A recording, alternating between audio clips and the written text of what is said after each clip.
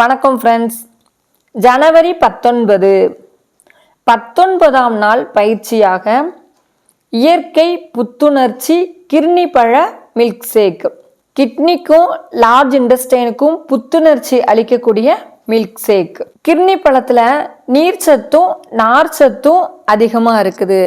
நீர்ச்சத்து அதிகமாக இருக்கிறதுனால சிறுநீரகத்திற்கும், நார்ச்சத்து அதிகமாக இருக்கிறதுனால பெருங்குடலுக்கும் அதிக நன்மை பயக்கக்கூடியதாக இந்த முலாம்பழம் இருக்குது.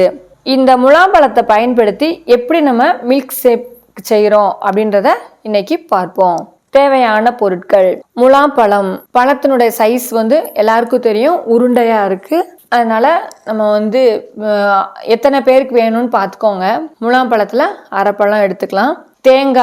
தேங்காயில் ஒரு அரை முடி தேங்காய். தேன் 3 ஸ்பூன். மிளகுத்தூள் 1 ஸ்பூன்.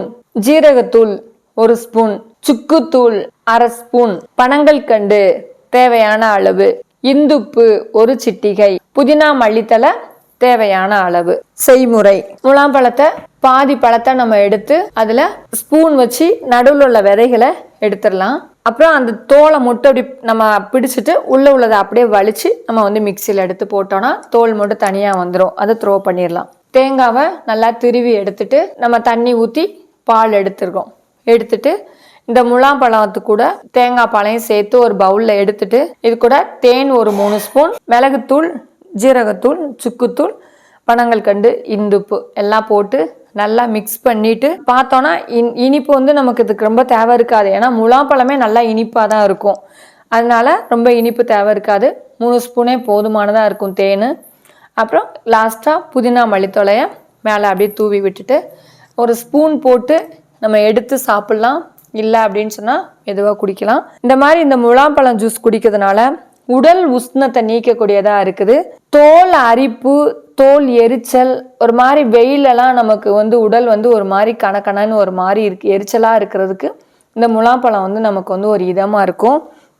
சிறுநீர் கடுப்பு, சிறுநீர் எரிச்சல், சிறுநீர் தாரையில் நமக்கு அதிகமாக சிறுநீர் போகாமல் ஒரு மாதிரி எரிச்சலாக இருக்கும் பொழுது, மலக்குடலில் நல்லா வயிற்றுப்போக்கு அதிகமாக இருக்குது, வயிறு சுத்தம் இல்லாமல் இருக்குது, ஒரு மாதிரி வயிறு திம்முன்னு இருக்குது, வயிறு வலிக்குது, வெயில் காலத்தில் வயிறு வலிக்குது, இந்த மாதிரி இருக்கக்கூடிய பிரச்சனைகளை நீக்கக்கூடியதாக இருக்கிறதுனால வெயில் காலங்களில் முலாம்பழத்தை நீங்கள் கண்ணில் பார்த்தீங்கன்னா கண்டிப்பாக வாங்கி நீங்கள் மில்க் ஷேக் செய்து சாப்பிட்டு மகிழ்வோம்.